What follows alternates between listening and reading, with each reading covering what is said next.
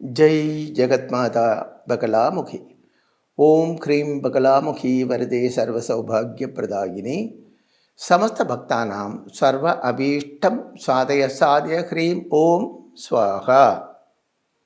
நான் இப்பொழுது ஸ்ரீ சூரியமங்கலம் அத்வைத வேத வித்யாபீடத்திலே உள்ள பகலாமுகி தேவி கஷேத்திரத்திலிருந்து உங்களிடம் பேசிக்கொண்டிருக்கிறேன்.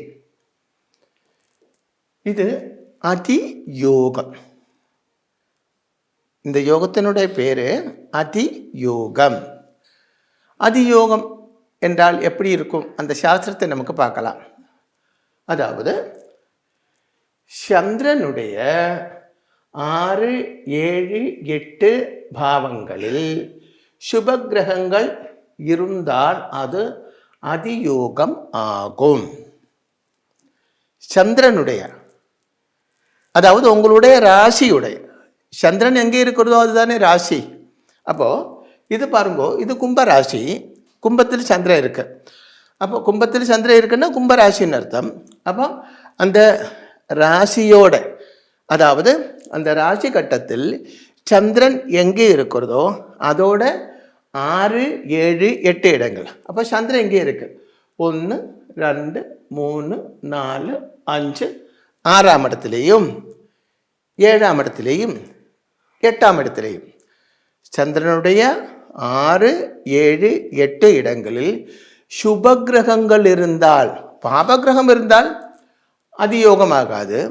சந்திரனுடைய அதாவது ராசியோட 6லேயோ 7லேயோ 8லேயோ அப்படியே இல்லையா, 6லேயோ 7லேயோ 8லேயோ இல்லையா, 6லும் 7லும் 8லும் இப்போ கண்டினியூஸாக அந்த 3 ராசிகள்லேயும் சுபகிரகம் இருக்க வேண்டும். ஏதாவது ஒன்று இருந்தால் போராது. சந்திரனுடைய 6, 7, 8 பாவங்களில் சுபகிரகங்கள் இருந்தால் அது அதியோகம் ஆகும். சந்திரனுடைய 6, 7, 8 இடங்கள் சுக்கிரன், புதன், ஜூபிட்டர் அதாவது குரு, இது எல்லாமே சுபகிரகங்கள் தானே. அப்போ சந்திரனுடைய 6, 7, 8 இடங்கள் சுபகிரகங்கள் இருக்கிறது. அப்படி சுபகிரகம் இருக்கிறதுனால இது ஒரு யோகம். இந்த யோகத்துக்கு தான் அதியோகம் என்று பெயர். அதியோகத்தினுடைய பலங்கள் என்ன என்று பார்க்கலாம்.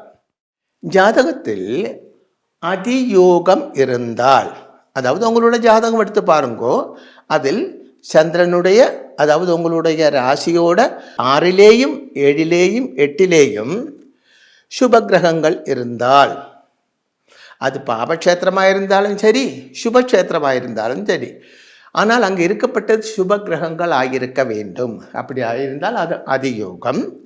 அப்போ உங்களுக்கு அதியோகம் இருக்குது அப்படின்னு அர்த்தம். இனி அந்த அதியோகம் இருக்குது, அதுக்கு என்ன பலன் அது தெரிய வேணும் இல்லையோ. அதுதான் தாராளமான தனம். அப்படின்னா கேஷ், தனம்னா பணம், கேஷ். உங்ககிட்ட எப்பவும் நிறைய காசு இருக்கும், பண கஷ்டங்கள் இருக்காது. ஆல்வேஸ் ஃபினான்ஷியல் ஸ்டெபிலிட்டி உங்களுக்கு இருக்கும். அதுதான் தாராளமான தனம். ப்ளஸ் எல்லா சுகங்களும் உள்ள வாழ்க்கை, எல்லா சுகங்களும் இருக்கும் வாழ்க்கையில். ஆயுசு, ஆரோக்கியம், தனம், பாக்கியம், நல்ல சாப்பாடு, நல்ல மனைவி, நல்ல குழந்தைகள், நல்ல வாகனம், நல்ல வீடு, இப்படி எல்லா சுகங்களும் உள்ள ஒரு வாழ்க்கை அவனுக்கு ஆல்வேஸ் இருக்கும். அதியோகம் உள்ள ஜாதகத்தினுடைய உடமஸ்தனுக்கு. ப்ளஸ் எப்பொழுதும் சத்ருக்கள் மீது ஜெயம். வாழ்க்கையில் எல்லா மனுஷனுக்கு எனிமி இருக்கும் இல்லையா.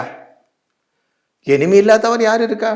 எல்லாத்தவனுக்கும் நேரடியாகவோ மறைமுகமாகவோ, அதாவது டைரக்டாகவோ இன்டைரக்டாகவோ நமக்கு எனிமீஸ் இருக்கத்தான் செய்யும். அப்படி இருக்கப்பட்ட எனிமியை எப்போதும் ஜெயிக்கக்கூடிய கழிவு அதியோகம் உள்ளவனுக்கு இருக்கும். சுருக்கமாக அவனுக்கு சத்ருக்களால் எந்த விதமான உபதிரவங்களும் உண்டாகாது அப்படின்னு அர்த்தம்.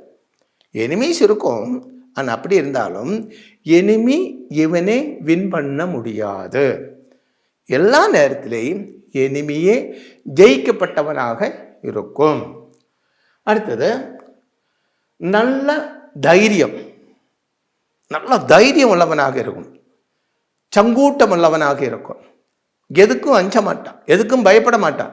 போடா அப்படி சார் அப்படி யாருக்கிட்டே போய் நிற்க மாட்டான், போடா அப்படி சொல்ல அந்த தைரியம், அந்த வில் பவர் அது உள்ளவனாக இருக்கும். அப்புறம் தீர்க்காயுஸ் உள்ளவனாக இருக்கும்.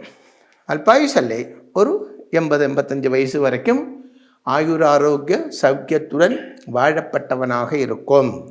அடுத்ததாக உயர்ந்த அரசாங்க உத்தியோகத்திலும் பிசினஸிலும் வளர்ச்சி உள்ளவனாக இருக்கும். அப்போது கவர்மெண்ட் உத்தியோகம் இருக்கும், அதுவும் பெரிய உத்தியோகம். இப்போது கவர்மெண்ட் ஆஃபீஸில் ஒரு பியூனாக இருந்தால் அவரும் கவர்மெண்ட் ஸ்டாஃப் தான் இல்லையா, கவர்மெண்ட் சேலரி தான் வாங்குறாங்க, அவரும் கவர்மெண்ட் ஸ்டாஃப் தான். ஆனால் இது அப்படி இல்லை, பெரிய உத்தியோகம். ஒரு பியூனோ ஒரு கிளார்க்கோ ஒன்றும் இல்லை, கவர்மெண்டில் அரசாங்கத்தில் பெரிய உத்தியோகத்தில் இருக்கும். அதில் மேல் மேல் மேல் மேல் உயர்ச்சி வந்து கொண்டே இருக்கும். இனி சிலவங்க அப்படி இல்லை, பிஸ்னஸ் பண்ணப்பட்டவராக இருக்கும். பிஸ்னஸ் பண்ணப்பட்டவராக இருந்தாலும் அதில் மேல்கதி உண்டாகிக்கிட்டே இருக்கும். அப்படின்னா செய்யப்பட்ட தொழில் ஏதோ அதில் வளர்ச்சி உள்ளவராக இருக்கும் அப்படின்னு அர்த்தம். அப்போது அதியோகம் என்று சொல்லப்பட்டதும் ரொம்ப சுபமுள்ள ராஜயோகம்தான். உங்களோட ஜாதகத்திலே அந்த அதியோகம் இருக்கான்னு பாருங்க.